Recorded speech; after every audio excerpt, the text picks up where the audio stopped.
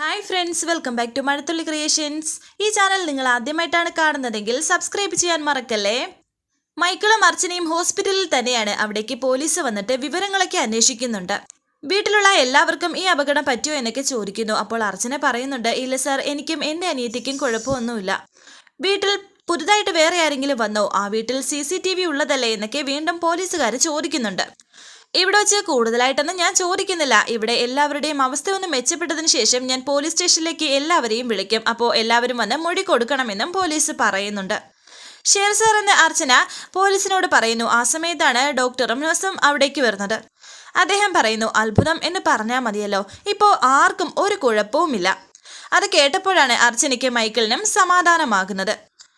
പിന്നെ ആ heart patient രക്ഷപ്പെട്ടത് ശരിക്കും ഈശ്വരാനുഗ്രഹം എന്നേ പറയാൻ പറ്റൂ എന്ന് ഡോക്ടർ പറഞ്ഞപ്പോൾ പോലീസ് പറയുന്നുണ്ട്, ഡോക്ടർ, എനിക്ക് പേഷ്യന്റിന്റെ ഡീറ്റെയിൽസ് ഒന്ന് വേണമായിരുന്നു.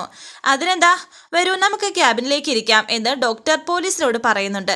എന്നാൽ നിങ്ങൾക്ക് വേണമെങ്കിൽ പേഷ്യൻസിനെ കയറി കാണാം കേട്ടോ എന്ന് ഡോക്ടർ അർച്ചനയോടും മൈക്കിളിനോടും പറയുന്നു. പോലീസുകാര് ഡോക്ടറിന്റെ ക്യാബിനിലേക്ക് പോകുന്നുണ്ട്.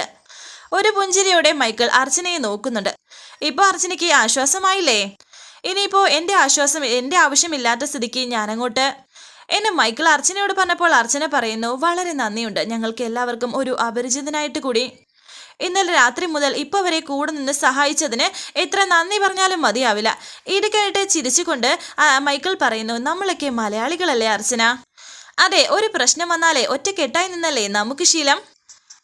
എന്നെ കൊണ്ട് ആവുന്ന രീതിയിൽ സഹായിച്ചു എന്നേ ഉള്ളൂ. നന്ദിയും കടപ്പാടും ഒക്കെ മുകളിലിരിക്കുന്ന ഈശോയോട് പറഞ്ഞാൽ മതി. എന്തിനാണെന്നറിയോ? അർച്ചനയുടെ നെഞ്ചു തകർന്നുള്ള പ്രാർത്ഥന കേട്ടതിനും സഹായിച്ചതിനും. ദൈവം എപ്പോഴും കൂടെയുണ്ട്. അവനെ മുറുകെ പിടിച്ച് പ്രാർത്ഥനയോടെ ജീവിക്കണം. ബാക്കിയൊക്കെ പുള്ളി നോക്കിക്കോളും. എന്നാ ശരി അർച്ചന, ഇനി താമസിക്കേണ്ട, അകത്ത് ചെന്ന് തൻ്റെ പ്രിയപ്പെട്ടവരൊക്കെ പോയി കാണ്, സംസാരിക്കേ. ഞാൻ ഇറങ്ങട്ടെ എന്ന് മൈക്കിൾ പറയുന്നുണ്ട്. അങ്ങനെ ഒരു പുഞ്ചിരിയോടെ തന്നെ മൈക്കിൾ അവിടെ നിന്ന് പോയപ്പോൾ സന്തോഷത്തോടെ അർച്ചന അദ്ദേഹത്തെ നോക്കുന്നുണ്ട്. പിന്നെ ഒന്നുകൂടി അർച്ചന മൈക്കിളിനെ തിരിഞ്ഞു നോക്കുന്നു. മൈക്കിളിനെ അവിടെയെങ്ങും കാണാനില്ല. ഓടിപ്പോയി അർച്ചന അങ്ങോട്ടേക്ക് നോക്കുന്നുണ്ട്. അദ്ദേഹം ലോറിയിലേക്ക് കയറാൻ തുടങ്ങിയപ്പോൾ ഓടിപ്പോയി അർച്ചന അദ്ദേഹത്തെ വിളിച്ചുകൊണ്ട് ചോദിക്കുന്നു, അതെ, പേരെന്തായിരുന്നു? ഈശോ. അപ്പോ അല്ല, മൈക്കിൾ എന്ന് അദ്ദേഹം മാറ്റി പറഞ്ഞു. എന്നിട്ട് മൈക്കിൾ ലോറിയിൽ കയറി പോയി. ശേഷം ഓടി അർച്ചന അകത്തേക്ക് പോവുകയാണ് അവരെ കാണാനായിട്ട്. അപ്പോൾ ഒരു വെള്ള ഡ്രസ്സും ഇട്ടുകൊണ്ട് അതാ നിൽക്കുന്നു മൈക്കിൾ മുന്നിൽ. പെട്ടെന്ന് തന്നെ മൈക്കിൾ ഒരു പുഞ്ചിരിയോടെ നിന്നിട്ട് അവിടെ നിന്നും അപ്രത്യക്ഷമായി പോകുന്നു. യഥാർത്ഥത്തിൽ മൈക്കിൾ ആരാണ്? ശേഷം കാണിക്കുന്നത് നെല്ലിശ്ശേരിയിൽ. എല്ലാവരും ഇപ്പോൾ നെല്ലിശ്ശേരിയിൽ എത്തിയിരിക്കുകയാണ്. സച്ചിക്ക് ചായ കൊടുക്കുകയാണ് അർച്ചന.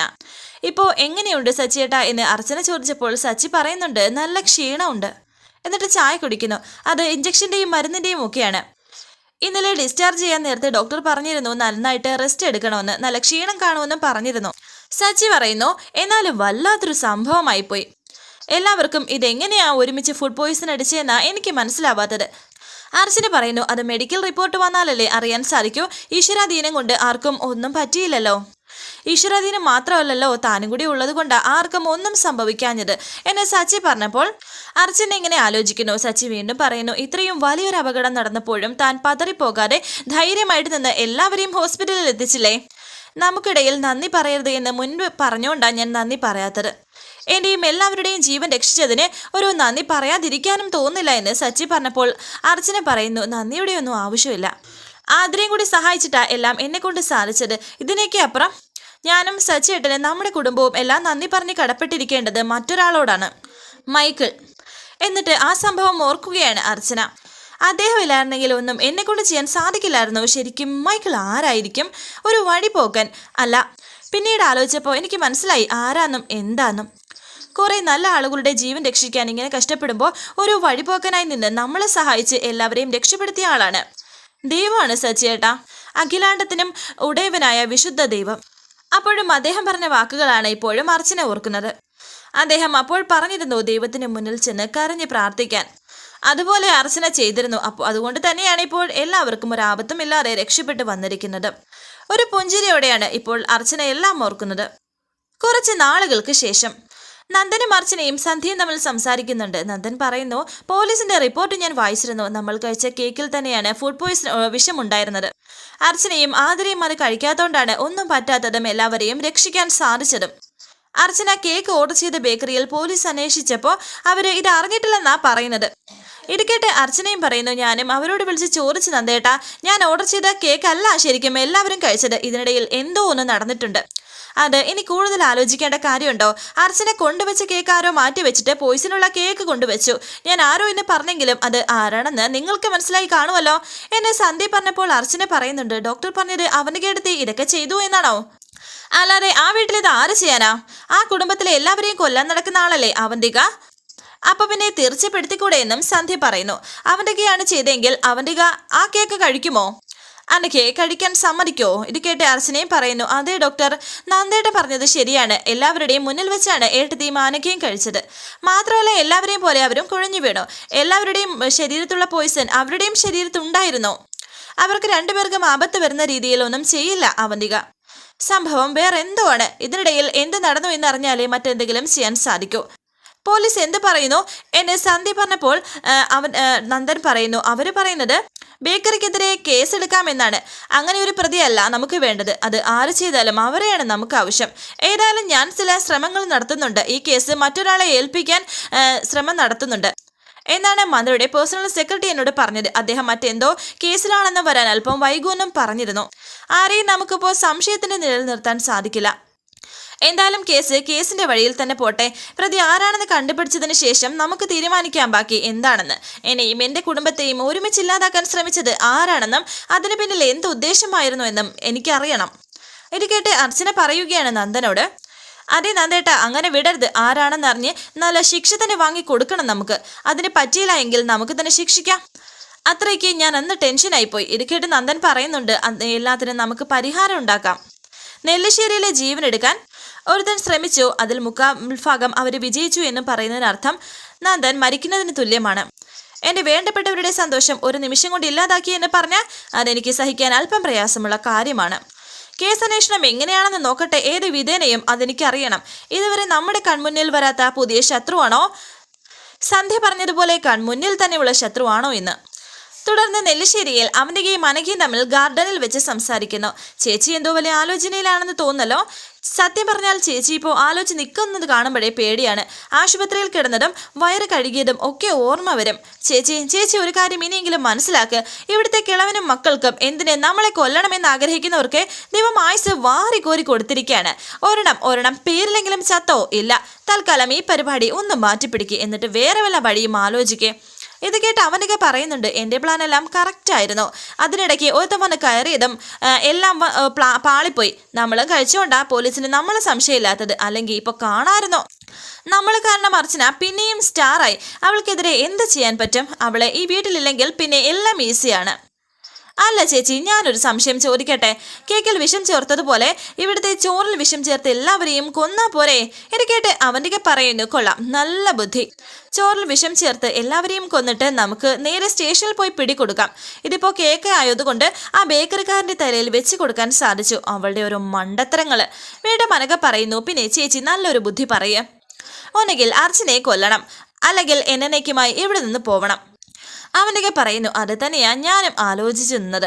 നമ്മൾ തൊടുത്തുവിട്ട അസ്ത്രങ്ങളെല്ലാം അർച്ചന നിഷ്പ്രയാസമാക്കിയ സ്ഥിതിക്ക് ഇനി നമ്മൾ ഏത് കൊടുക്കേണ്ടത് സാധാരണ ഒരു അസ്ത്രമാവരുത്. ഒരിക്കലും പരാജയപ്പെടാത്ത വിന്യസ്റ്റ് തീ ജ്വാലകളാക്കാൻ കഴിയുന്ന ഇടിമിന്നലായി മാറുന്ന ഉഗ്ര അഗ്നിഗോളമായ സാക്ഷാൽ ബ്രഹ്മാസ്ത്രം തന്നെയായിരിക്കണം.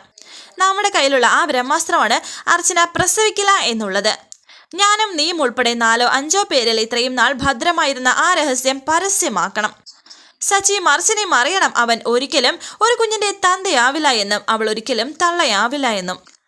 ഇത് കേട്ട് അനഘ പറയുന്നു, ചേച്ചി അത് സച്ചിയേടനോട് സംസാരിച്ച് ശരിയാക്കോളാം എന്ന് പറഞ്ഞില്ലേ അവരെ വിവാഹം കഴിപ്പിച്ചത്? അപ്പോൾ മാഷും കമലയും ഇത് ഇവിടെ എല്ലാവരോടും പറഞ്ഞാലോ? അത് കള്ളമാണെന്ന് ഞാൻ പറയും. ഇത്രയൊക്കെ ചെയ്യുന്ന എനിക്ക് അത് കള്ളമാണെന്ന് തെളിയിക്കാനാണോ പ്രയാസം? എല്ലാം അറിഞ്ഞു വെച്ചോണ്ട് മോളെ സച്ചിയെ കൊണ്ട് കേട്ടിച്ചു എന്ന് പറഞ്ഞ് ഞാൻ കുറച്ച് ഡയലോഗ് അടിക്കുന്നതോടെ അത് കുടുംബ കലഹമായി മാറും. ആ കലഹം പോയി നിൽക്കുന്നത് സച്ചിയുടെയും അർച്ചനയുടെയും പിണക്കത്തിലായിരിക്കും. അതുവഴി വേർപിരിയലുമായിരിക്കും. സച്ചിയുടെ കുഞ്ഞിനെ കോരിയെടുക്കാൻ കാത്തിരിക്കുന്ന സേതുമാധവന്റെ മനസ്സിൽ അർച്ചനയുള്ള വെറുപ്പ് കൂടി കുത്തിവെച്ച് കൊടുത്താൽ അർച്ചന ഇവിടെ നിന്നും എന്നേക്കുമായി പോകും. അതല്ലെങ്കിൽ എല്ലാം കണ്ടും കേട്ടും അവൾ തന്നെ അവളുടെ ജീവനങ്ങ് അവസാനിപ്പിക്കും. തൊട്ടിലാട്ടം കാത്തിരിക്കുന്നവൾ ഒരു മുഴം കയറിൽ നിന്ന് ആടുന്നത് ഞാൻ കാണിച്ചു തരാം നിനക്ക് എന്നും അവന്തിക പറയുന്നു. അത് കേട്ട് അനഘ സന്തോഷത്തോടെ നിൽക്കുന്നുണ്ട്. പിന്നീട് കാണിക്കുന്നത് രാത്രിയിൽ സച്ചി ഫോണിൽ സംസാരിച്ചുകൊണ്ട് നിൽക്കുകയാണ്. അപ്പോഴാണ് അവനിക ആരുമില്ലയോ എന്ന് നോക്കിയിട്ട് സച്ചിയുടെ അരികിലേക്ക് വരുന്നത്. സച്ചി ഫോൺ വെച്ചിട്ട് തിരിയുന്നു. ഏടത്തി കിടന്നില്ലായിരുന്നു എന്ന് ചോദിക്കുന്നു. ഇല്ല, നിന്നോട് ഒന്ന് സംസാരിച്ചിട്ട് കിടക്കാമെന്ന് കരുതിയെന്ന് അവന്തിക. എന്താ ഏടത്തി, എന്താ കാര്യമെന്ന് സച്ചി. കാര്യം ഒരു ദിവസം ഞങ്ങൾ എല്ലാവരും നിന്നോട് പറഞ്ഞത് തന്നെയാണ്. നിന്റെയും അർച്ചനയുടെയും വിവാഹം കഴിഞ്ഞിട്ട് ഇപ്പോൾ ഇത്രയും മാസമായില്ലേ, ഒരു ഡോക്ടറെ പോയി കാണുന്ന കാര്യം പറഞ്ഞിട്ട് നിങ്ങൾ എന്താ ചെയ്യാത്തത്? എടുത്തി അത് ചെയ്യാൻ തരുന്നതല്ല. ഞാനും അർച്ചനയും പോകാമെന്ന് കരുതിയതാണ്. പക്ഷേ അപ്പോഴുള്ള എല്ലാവരും ഹോസ്പിറ്റലായത് ഉടനെ തന്നെ പോവാം. പിന്നെ നിങ്ങൾ എല്ലാവരും പറയുന്ന പോലെ അല്ലല്ലോ കാര്യങ്ങൾ. എൻ്റെയും അർച്ചനയുടെയും വിവാഹം കഴിഞ്ഞിട്ട് ഇത്രയും മാസം കഴിഞ്ഞു എങ്കിലും ആദ്യത്തെ 6 മാസം ഞങ്ങൾ തമ്മിൽ വലിയ ചർച്ചയിലല്ലായിരുന്നു എന്നുള്ള കാര്യം ഏട്ടത്തിക്കും അറിയാവുന്നതല്ലേ. മറ്റുള്ളവരോട് അതൊന്നും പറയാൻ പറ്റാത്തതുകൊണ്ടാണ് ഞാനൊന്നും മിണ്ടാത്തത്. ഇരിക്കേട്ട് അവനിക പറയുന്നു. എടാ, അതൊക്കെ ശരിയാണ്. പക്ഷേ എങ്കിലും സന്ധ്യയെ പോയി കണ്ടതൊരു ചെക്കപ്പ് ചെയ്യുന്നത് നല്ലതാണ്. 6 മാസം നിങ്ങൾ അകൽച്ചയിലായിരുന്നെങ്കിലും ഇതിപ്പോൾ വീണ്ടും ഇത്രയും മാസമായില്ലേ. ഏട്ടത്തി പറഞ്ഞു എന്ന് കരുതി നിനക്ക് വേറൊന്നും തോന്നണ്ട. ഈ വീട്ടിലെ എല്ലാവരുടെയും അഭിപ്രായമാണ് ഞാൻ ഈ പറഞ്ഞത്. സന്ധ്യ മിടുക്കിയാണ്. എന്തെങ്കിലും ചെറിയ തടസ്സം ഉണ്ടെങ്കിൽ സന്ധ്യയുടെ ട്രീറ്റ്മെന്റിൽ നിങ്ങൾക്ക് ഗുണമേ ഉണ്ടാവൂ. എത്ര നാളെന്ന് കരുതിയാണ് ഈ അർച്ചനയും ഇവിടെ ഉള്ളവരും ഇതിനായി കാത്തിരിക്കുന്നത്. നന്ദേട്ടന്റെ വർത്തമാനത്തിൽ നിന്നും എനിക്ക് മനസ്സിലായതും അത് തന്നെയാണ്. അതാണ് ഞാൻ തന്നെ നിന്നോട് ഇത് വന്ന് നേരിട്ട് പറയാം എന്ന് കരുതിയത്. സച്ചി ശ്രദ്ധിച്ചിട്ടുണ്ടോ, ഈ വീട്ടിലെ ഓരോ ഇടവേളകളിലും ഓരോ സന്തോഷമുള്ള കാര്യങ്ങൾ സംഭവിക്കുന്നുണ്ട്. എനിക്ക് ആദ്യമൊക്കെ താല്പര്യമില്ലായിരുന്നെങ്കിലും സന്ദീപ് ആതിര വിവാഹം, ആ സന്തോഷം കഴിഞ്ഞപ്പോഴത്തേക്കും എൻ്റെ നന്ദേട്ടന്റെ തിരിച്ചു വരൽ, ഇനിയുള്ളത് നമ്മുടെ അർച്ചന അമ്മയാവാൻ പോകുന്നു എന്നുള്ള സന്തോഷ വാർത്തയാണ്. നിന്നെ പോലെ തന്നെ ആ വാർത്ത കേൾക്കാൻ കാത്തിരിക്കുന്നവരാണ് ഇവിടെയുള്ള എല്ലാവരും. എടാ, ഈ ചെക്കപ്പ് എന്നൊക്കെ പറയുമ്പോഴേ നീ ടെൻഷനൊന്നും ആവണ്ട. എല്ലാവരുടെയും പ്രാർത്ഥനയുണ്ടാകും. അതുകൊണ്ട് നിങ്ങൾക്ക് 2 പേർക്കും ഒരു കുഴപ്പവും സംഭവിക്കില്ല. പിന്നെ എല്ലാവരും പറഞ്ഞിട്ട് നീ അത് മുഖവിലയ്ക്ക് എടുക്കുന്നില്ല എന്ന് വേണ്ട. എന്റെ വാക്കുകൾ വെറുതെ തള്ളിക്കളഞ്ഞ് നീ ഇനി വെച്ച് താമസിപ്പിക്കണ്ട. നീ ചെന്ന് അർച്ചനയോട് കാര്യം പറ. സന്ധ്യയെ വിളിച്ച് പറഞ്ഞ് നാളെ തന്നെ ഹോസ്പിറ്റലിലേക്ക് ചെല്ലുന്നത് തന്നെയായിരിക്കും നല്ലത്. ഇതൊന്ന് കഴിഞ്ഞാൽ സമാധാനമായിട്ടിരിക്കാമല്ലോ. നീ ചെല്ല്, എന്നിട്ട് പോകാനുള്ള തയ്യാറെടുപ്പ് നടത്ത് എന്നൊക്കെ അവന്തിക പറയുകയാണ്. അങ്ങനെ സച്ചി പോകാൻ തുടങ്ങിയപ്പോൾ അവന്തിക പറയുന്നു. എടാ, പിന്നെ അർച്ചനയോട് ഇത് പറയുമ്പോൾ ചിലപ്പോൾ അവൾക്ക് വിഷമമായി എന്ന് വരും. അത് പൊതുവേ ഉള്ളൊരു പേടിയാണ്. അവൾക്ക് വിഷമം തോന്നാത്ത രീതിയിൽ വേണം നീ ഇത് അവതരിപ്പിക്കാൻ. അല്ലെങ്കിൽ ചിലപ്പോൾ അവൾ വന്നില്ല എന്ന് വരും. ഇനിയിപ്പോൾ അർച്ചനയ്ക്ക് വിഷമം തോന്നുമെന്ന് കരുതി സന്ധ്യയെ ചിലപ്പോൾ ഒഴിഞ്ഞു മാറുമെന്ന് കരുതി. എന്ത് വന്നാലും നാളെ പോണം, കേട്ടല്ലോ എന്നൊക്കെ അവന്തിക പറയുന്നു. ഓ ഏട്ടത്തി എന്നെ സച്ചിയും എന്നാ ശരി, ഗുഡ് നൈറ്റ് എന്ന് പറഞ്ഞിട്ട് സച്ചി അകത്തേക്കും പോകുന്നു. അവന്തിക അവിടെ നിൽക്കുകയും ചെയ്യുന്നുണ്ട്. അവന്തിക വളരെ സന്തോഷത്തിലാണ്. വലിയൊരു പ്രശ്നം നടക്കുന്നതിൻ്റെ സന്തോഷത്തിൽ. വരാനിരിക്കുന്ന പുതുപുത്തൻ എപ്പിസോഡുമായി വീണ്ടും കാണാം. Thank you for watching. Please subscribe, like, share my channel.